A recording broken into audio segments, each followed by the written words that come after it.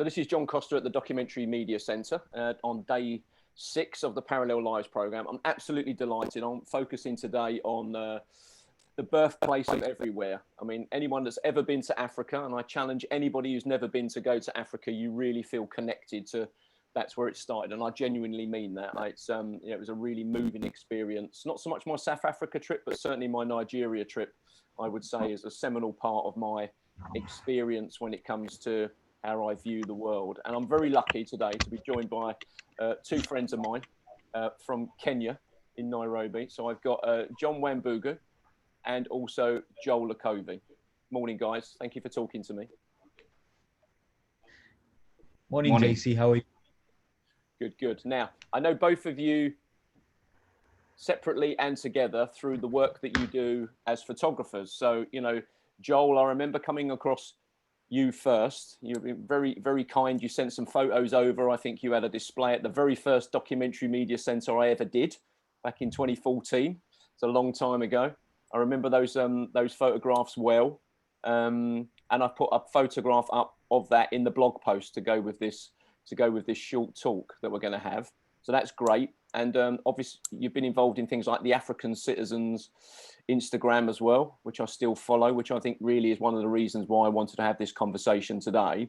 And John, obviously it was introduced to you by Joel. I think I also got a fantastic photograph of you both sent me with your press passes at the Zanzibar International Film Festival. I still remember that was one of the happiest photos I've ever seen of you two.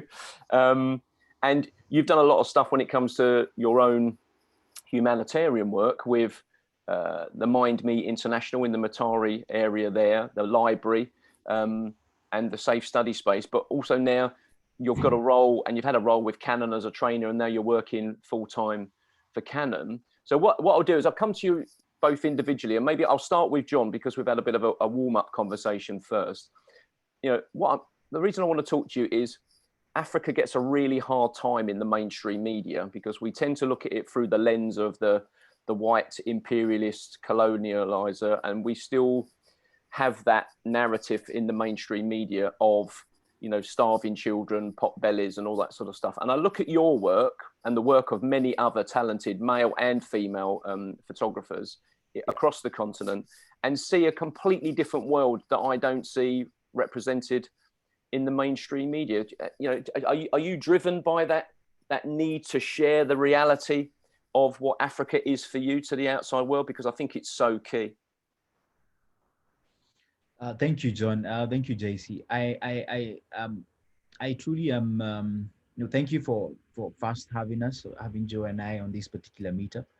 Always a pleasure to see you and to have a conversation with you. Throughout my career in what I've been able to do throughout my photography work, or even through my filming work, what I have embodied in, and I try to embody in my work, is in what we call the spirit of Ubuntu. You know, that says that I am because we are. And that, you know, because I am a human, then I belong to a particular, that I am a human, I belong to this particular planet. And at the end of the day, I have to try make it, but also leave it as a better place than I found it. And that is really what I have tried to do that with my work. Now, living in Africa, of course, coming out, living in Africa, and of course, being born and brought up in Kenya, as early as I could pick a camera, I did decide that I really was fascinated towards the humanitarian work, because I really believe that that's a place where we can actually not only change perceptions that were existing before, but also challenge stereotypes, because I believe the photography is an avenue of challenging stereotypes, not just about what was documented maybe by Westerners who'd come and document very different things. I mean, we've had even stories where way back what used to happen is that you'd actually get a photographer maybe coming from the US, just to give an example, and they probably would go to a slum in Africa, and because the situation that they were expecting maybe did not meet their criteria, maybe it's not as poor as they thought, what they do is that they'll actually even rub honey on a child's face so that you attract all the flies then to actually come in. And you know, that used to happen. So changing that particular perception, and of course challenging stereotypes, not just, of course, what I've just pointed out, but even stereotypes that even as a people, as Africans, that have always been a challenge to us. For example, women empowerment and women rights and equality, all right, between gender, between people as well. For example, that it in some culture it's okay to hit a woman because it is okay, and that is the culture. That is not a right thing. So what I say is that my work and what has really pushed me forward always is that I can be able to challenge these particular stereotypes. If I go to a culture where a woman cannot sit next to a man, and I'm trying to document this particular place, I have to try and find a way. Do I put her on the third so that she looks more empowering?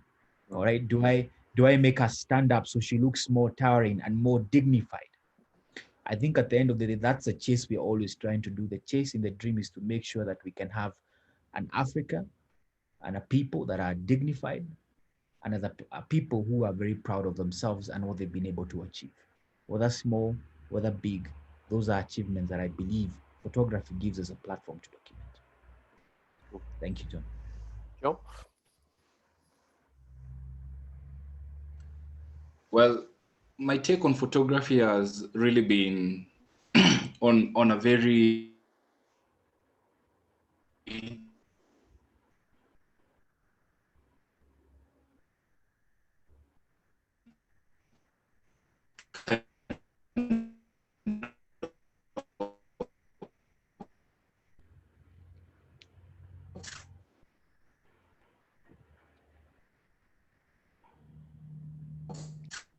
just a growth that is going through, and I'm really trying to understand and question what the society is and what. So please remind me.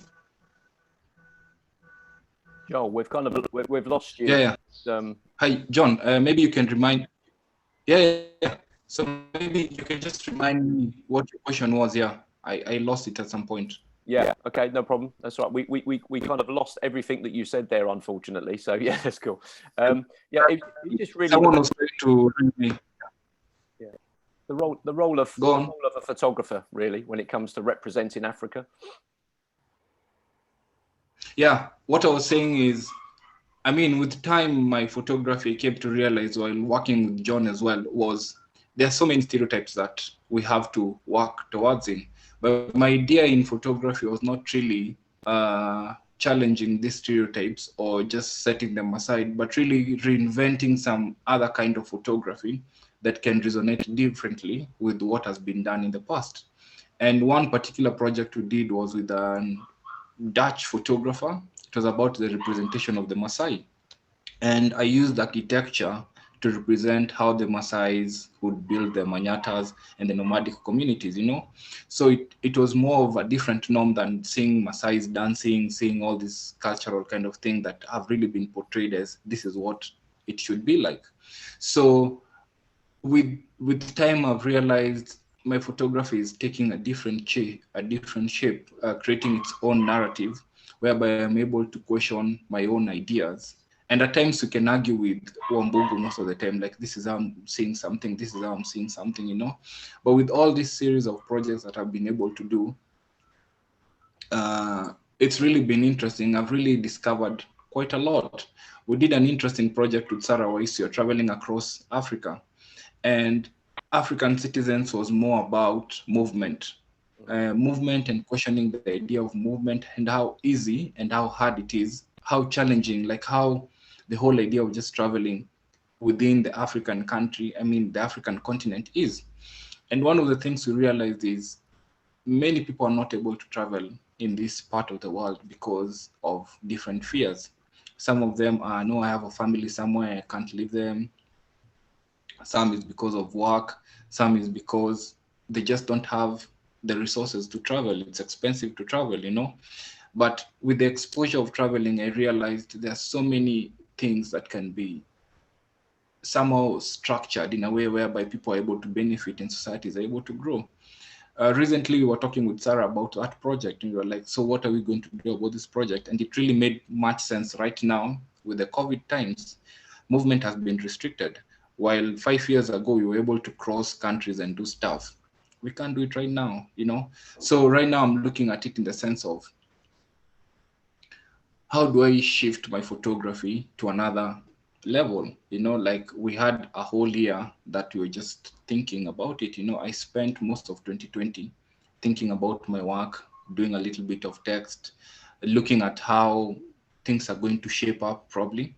And right now, 21 looks a little bit clearer. I'm able to reason in a very different kind of way, just to see how things are going to be. I don't know if that's actually my take. Cool, excellent. Well, and the most important thing, mate, is it's your take. That's the difference. That's what I'm after from you guys. Like I said, you're both, I respect you both deeply for what you do, and I think that's what's really important. When you and there are other people as well that are doing it. Male and female across the continent that are doing it very well, challenging the lazy stereotypes. I was talking to John about it earlier, of the sort of the white colonizer. We look at Africa, the pot-bellied child, that kind of stuff. The aspiring middle class, architecture, shopping centres, things like that. I mean, I remember the dreadful terrorist attack on the Westgate Mall, and people were like, but it says that it's in Kenya. And he's like, well, yeah, but it says it's a shopping mall. And it's like, yeah, they have shopping malls in Africa. Educate yourself. And I think this is what we're challenging all the time, because they'll look to point out the differences between the three of us. I mean, that will be the thing, is find out why we're different. I mean, apart from the obvious one, you two black guys and a white guy. Then they'll start drilling down into where you were educated, what you believe, who your God is, what your sexuality is as well. There'll be a reason, and they'll get a point where they're able to find why we shouldn't get on. Whereas for me, the sustainable development goals and photography is the reason where suddenly it's a level playing field between the three of us, and what all three of us contribute to that is what's so important. Now, the other thing that keeps us all together, which is I realised this morning before I came on the call, is we're all fathers. We've all got children. Okay, so let me finish this short segment when it comes to about how we improve the image of Africa and stuff. What would you say, both of you, to your children about why they should take up photography when it comes to the representation of where they live? I mean, if I'd go first, Zelalem and Tigist have really shown some really great interest in the kind of work I do. And recently, Zelalem was able to take up a camera and make pictures. So is Tigist. But the genuine thing I feel about them is they really are able to understand what I'm doing, because they're able to see my pictures in the house. They're able to see my hard copies, my books, and everything. I'd really wouldn't push them into photography, but I'd let them just know and have an insight about it, because genuinely they're impressed and they like pictures, And for me, I would always try to discuss with them pictures in a different way. We'd read a magazine or we'd read a newspaper and tell them, so what are you seeing in this newspaper? I'm seeing a picture of this, I'm seeing a picture of this person, I'm seeing a picture of this person. So eventually they are kind of grasping what photography is. It can be intense as what I'm thinking right now, but they have an idea of what photography is. I'd encourage them to know more about it, but not really like put it out there for them. Let them do whatever they're doing. Zelalem is now learning to play music, so he's also enjoying it. He's playing different. I got him some really nice thing called a nyatiti. So he's always playing around with it once in a while. So, I mean, that's what I enjoy being a father, being able to see these people grow and being able to understand and see how life is.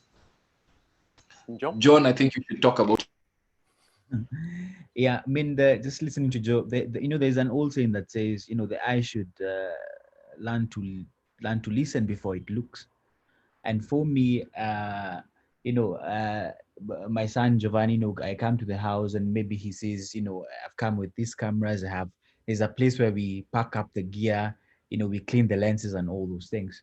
But at the end of the day, telling him that, when you look when you look into that viewfinder and you try cover whatever is in that particular box, is that I think photography, for me, what I've noticed, even him picking up interest out of his choice, because we cannot really try and force them. Probably he wants to take a different path in that particular respect. But my hope is that he can be able to use their camera to be able to see and document a world that is as realistic as it is. All right. And coming back to the point that I think what I've also noticed as well is that photography really does teach him to try and observe more. All right. I mean, even when we've done the training class, I always used to tell the attendees that it is not a battle of that sound that the shutter makes. It's not how many times that clicker goes on, 1,000 times, 1,000,000 times. That's not why you're a photographer, because any person can switch that thing on. But it is actually you taking time to observe what is around your environment, and you deciding that I would really want to try and amplify a certain issue that is ongoing within what we are doing. So for me, the greatest take, and I hope that he can carry this forward, is that he can learn to observe more, to listen more, and appreciate more. And at the end of the day, he can be able then to give a message that he feels that he actually wants to express through this fantastic gift of photography. Now, what I enjoy as a young man myself is talking to two wise old gentlemen like yourself, because straight away, you see, you both went talking about cameras and I was talking about your smartphone. No, I wasn't really. It's just sometimes I ambushed you both there terribly. It's about teaching them to see, isn't it? What they see of the world. You know what I mean? Because I think when you get someone to look through a viewfinder, suddenly it's describe to me what you see. What are you seeing? What is going on in that photograph? It's really interesting. I do things here at the Doc Media Centre, and the exhibitions that I have, I get a lot of people that come from different places around the world that are in Leicester, because it's a very kind of multicultural city, are learning to speak English as a second language. Because when they come here, they look at the photos and the way that I do them, and the exhibitions we have, it's about, well, describe to me what you see and how does it make you feel? So we've gone from the sort of, can you show me where I can get a loaf of bread, or where is the post office, to that kind of conversational thing. And I think it's really important that we maybe, I think photography is one of those great hidden things that we could be using in the education system so much better to educate the world, because it's about, what do you see and how do you see the world, and that kind of stuff. And I think education, and that's why I respect what both of you do in the work that you do in trying to, your transmedia, your spatial project with African citizens, spelled CITYZENS, citizens. That's good, sort of that being able to move, and the work, John, that you do in Matari, with the safe education space and library. It's about giving people opportunities to move forward, but not getting them to do stuff. It's inviting them to participate in something that's very, very different. I mean, if I can add to just what John said, and what you touched on, it's an eye opener, and it's a path towards saying so much unlimited. I remember the first time I got a camera, and John as well. The camera has taken us to places where we never thought we'd go, me and John. Like, I remember sleeping under the suns out in the bush in Turkana. Like, we were booked a hotel to stay. We couldn't stay because it was hot. So we slept outside, I remember we were at the back of a truck and the sun was just hitting us. John had like a layer of sand, of just dust on his face, I mean, it's been an exciting journey, and it's a camera that has taken us to these parts of the world just to be able to see and view and get to understand exactly what life is. We live in a space whereby, like in Nairobi, it's a very kind of unrealistic space, You're not really able to see exactly what life is. At the end of the day, we'll be back after our missions and everything. And then you're in Nairobi and you're like, what am I doing here? You really get to understand, like, life is just not what it is here. There's a different angle into how you're seeing stuff. And these journeys through photography are the ones that have been able to shape who I am right now. I'm able to look at things in a very different perspective. There are some things we've done like 10 years ago through photography, and I really can't remember. I really can't forget them, because these are like really, really memorable moments. I've been taking pictures. It's a different way of remembering, isn't it? Exactly, it's a very different one. And I remember taking pictures of my son and my daughter when they were small, up to this age. Like, I have a whole series of images for them. And when you go through the album and I tell them, so who is this? Who is this? Who is this? They're able to recognize by photographs, like, this is me. And then I tell them, this is you when you're 6 months. So this is you when you're 1 year, And I decided to start a deliberate project of documenting them almost every month, but I can do it in like after 6 months, just for them to be able to see that gradual growth until where God wants us to be, So this is more of like a personal project, because I also started others within myself, like documenting my greater family from different sides and just seeing how it is. But now my photography is becoming different. It's not really now more about shooting on ground. I'm now doing research about photographs that were made a couple of years ago and the meaning behind them and how they are relating to what we're doing right now. Yeah. And it's really interesting because you're not mentioning about putting any of that on social media either. And this is something that, I think we need to touch on. It's not photography for the sake of the here and now and sharing with people and likes. This is a project that's about using photography as much as a tool of documenting your family, isn't it? So, John, yeah. final comment from you, because I know you've got something else to head on to. So tell us, Canon, going good places, enjoying the job?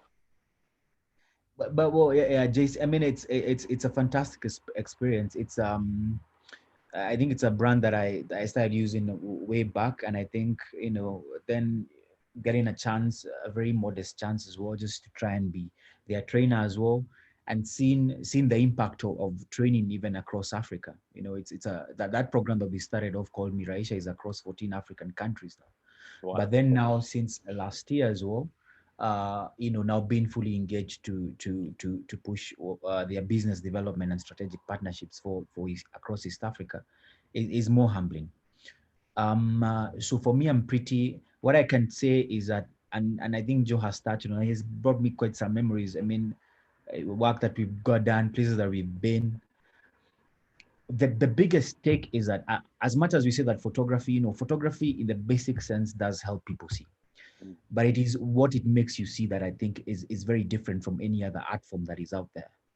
Because when I think about it, and even JC, this, even from the work that you bring out through your project, is that it humbles you. It takes you back. It puts you in a place where, even for me, I mean, we're in Africa, but there are places where we go that people would say, "Oh, you went there. Oh wow, how do those people live?" And you're in Kenya or you're in Africa.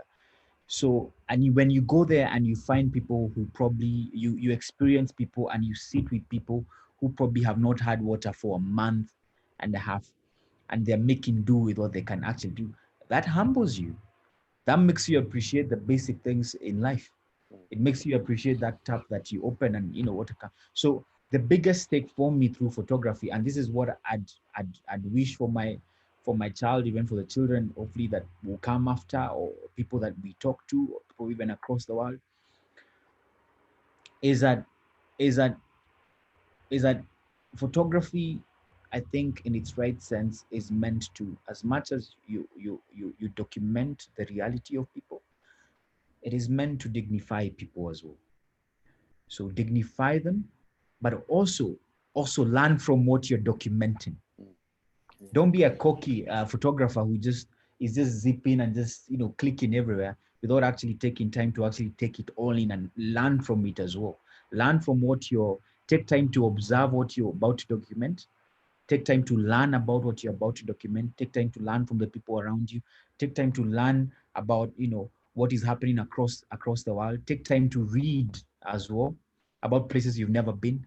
take time to read a bit of your history, connect it with another place, and so on and so forth. That's why I like what you're doing, JC, with lecturing and talking to people about that there are all these lives, there are parallel lives, but at the end of the day,